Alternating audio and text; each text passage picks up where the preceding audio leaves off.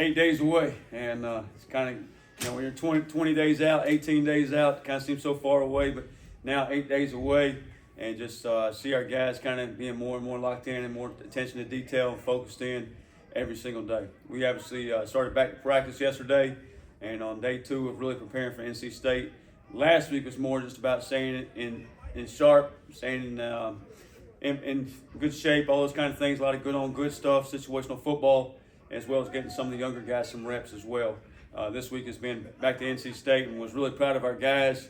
Yesterday, just kind of, there was no, you take several days off there. There was no like, hey, we haven't done this in a while. They got right back at it, went right back to work, and I thought that was really good. We got to continue to move around pretty good.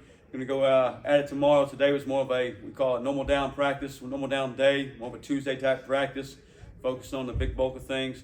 Tomorrow will be a little bit more situational football, focus on third downs, red zone, and some of that stuff. We'll repeat that first of the week as the week goes on. But trying to get our bulk of the work done before we go to DC. Told the guys, you got more time right now, let's invest it. I talked to them, a few guys about what investing was, and if you go to the bank and invest in your money, what you expect in returns if you put your money in the bank and get a percentage back there. But we talked about, spend the time now. Spend the time now that you have extra time of spending, on the game plan, studying extra film today, tomorrow, Sunday, Monday, and then Tuesday morning. That when we get to DC, we can enjoy the bowl experience up there.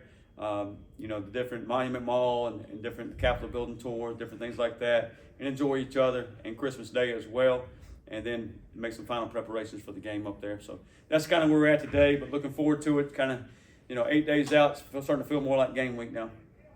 How do you find that balance of, trying to get back in game mode, but maybe not beat them up too much after a long layoff going into the game, like the physicality of football and everything? I watched several guys out there that look like they're as fresh as they've been since preseason. I watched Jordan Huff running around, and all of a sudden, it's like that's the Jordan Huff of old right there, moving around, making plays, and doing some good things. So there's a fine line. You got to balance it, obviously. You don't want to go out there and go full contact to the ground, but you want to make sure we're moving around. Then we started out yesterday in shorts, went to shells today. We'll be in full pads tomorrow, kind of building up to it, and start backing off first of the week again. So we got to make sure we're in game speed, game shape, and ready to go play a football game. But at the same time, you got to make sure we're staying healthy and we don't lose anybody before next Saturday. Obviously, I think this is one of the first times we talked to you since bringing in Coach Aldridge as defensive coordinator. What did you, how did you kind of find him, and what did you like about him that led you to, make him part of your staff? Yeah, defensive coordinator search was, knew a bunch of guys. Obviously, as a defensive coach, guys you visit with over the years, you have a lot of respect for, and go talk ball with. So knew a lot of guys out there, and reached out to several guys, or several guys reached out to me, interested in the job, and there's no shortage of that. My phone doesn't stop ringing or getting texts or blowing up every day. It seems like every time I check it, I got 2 dozen more texts or calls I've missed, and I always try to get back to everybody one way or the other. But Coach Aldridge, known him for 10 years plus, and just when he was at West Georgia, every place he's been successful. Always thought he does a heck of a job on the road recruiting, and just a continuous grinder there. So I knew he would help us bring talent to Greenville and to Pirate Nation. And then the job he did at Liberty as a defensive coordinator when he was there, even through the stint when they went to a bowl game, he was the interim head coach for the bowl game, and just did a really good job there. I think they beat BYU there that year. He was the DC, beat Arkansas that year. He's the DC there. And then being an SEC for the last 2 years, working under Coach Ron Roberts and DJ Durkin.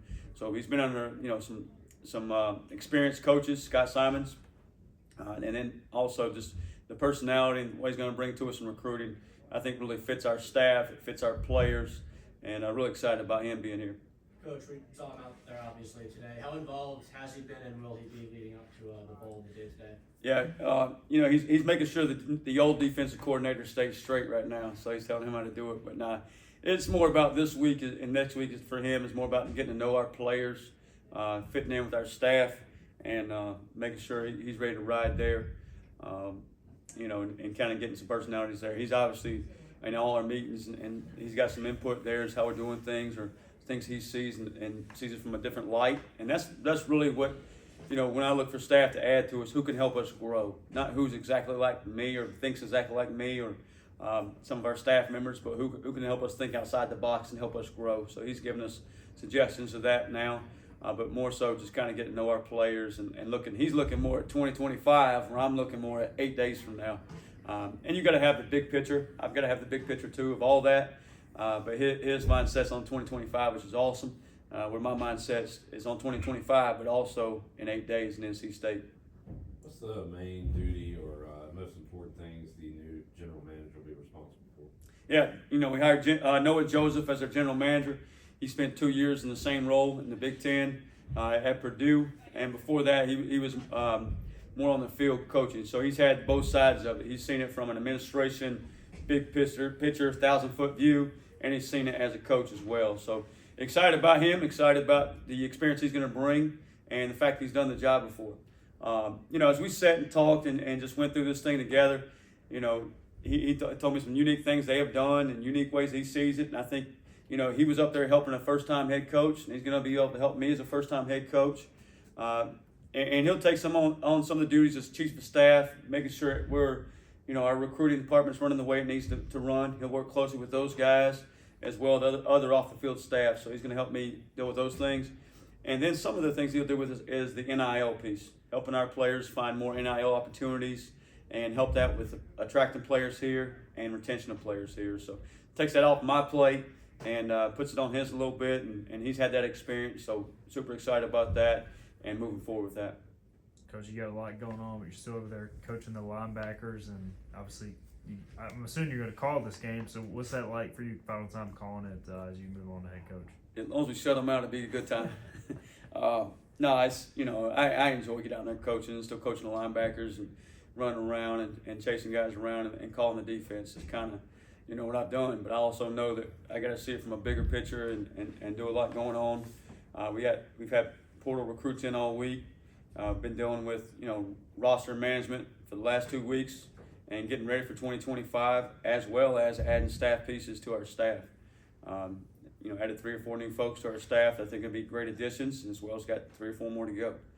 So looking forward to that and just adding that piece and keep building that piece for the future. And excited about that piece for Pirate Nation, but still, locked in on next Saturday. To me, I want to see our guys go out there and compete and give ourselves a chance to win a ball game. And, for these seniors, go send those guys out the right way. So I want to make sure I do my part and making sure we're successful there. Seems like since their starter went down, the Bailey kid's come in. He's gotten better each week. What have you seen on film? Yeah, he's a really good player. Doesn't play like a freshman to me. Makes really good throws down the field. Has a really good arm. And then if he takes off scrambling or if the quarterback design run game, he's a long strider. I mean, he can eat up some ground. Nobody ever catches him. I think just really good. And I think the future is bright for NC State and the Wolfpack there with him at quarterback.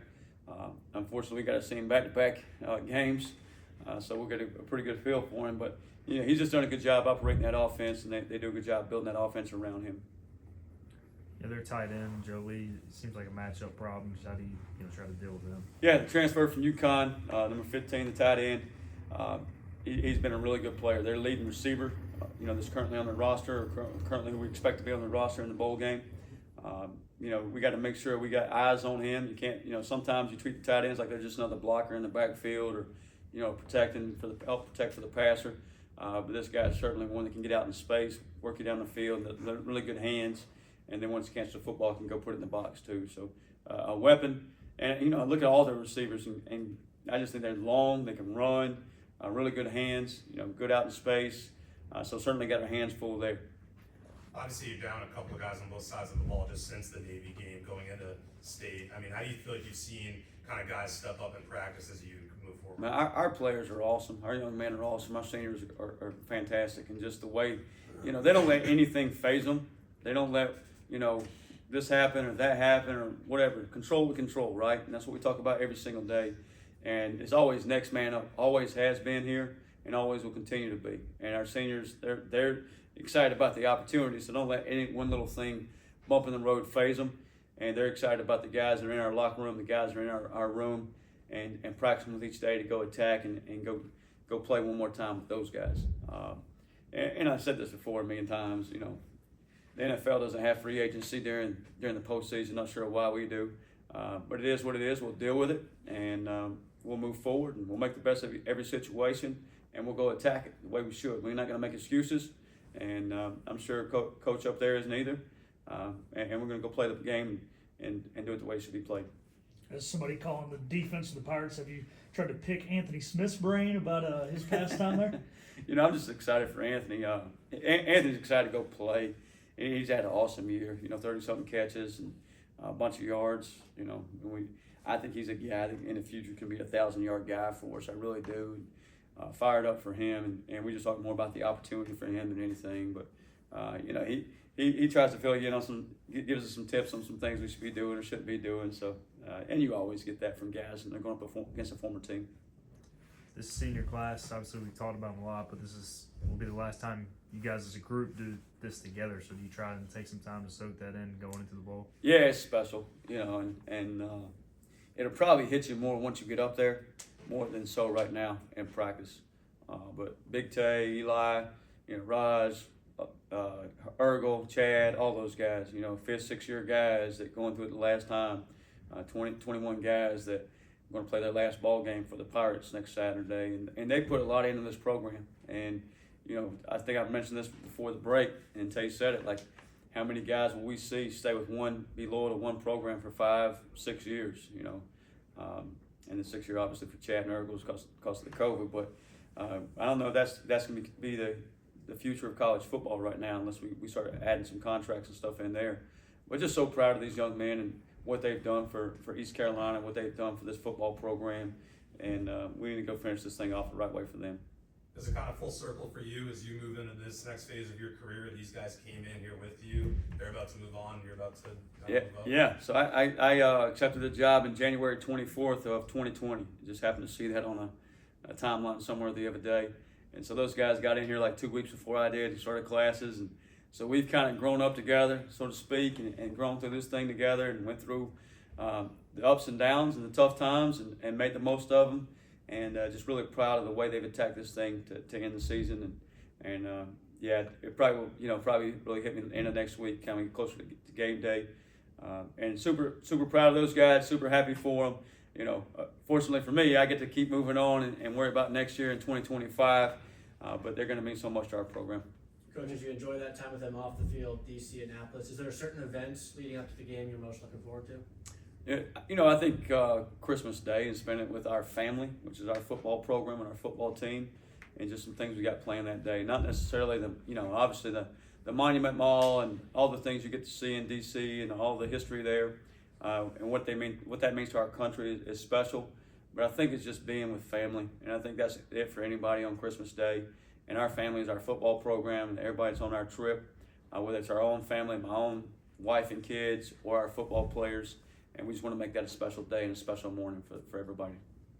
You ever watch the Peach Bowl? We're seeing highlights of the ECU win over NC State. You want to show that to the team, maybe? Speaking of 2020, when we first came in and we had that time during COVID, we obviously all had some downtime. I remember searching through YouTube with just past games to check out, and that game did pop up and saw some highlights from it, and that was a special moment for that team and that program at the time, and this could be a special moment for this team and this program next Saturday. All right, Coach, thank you for your time. Appreciate it, Coach. Thank you, guys. Thanks, Coach.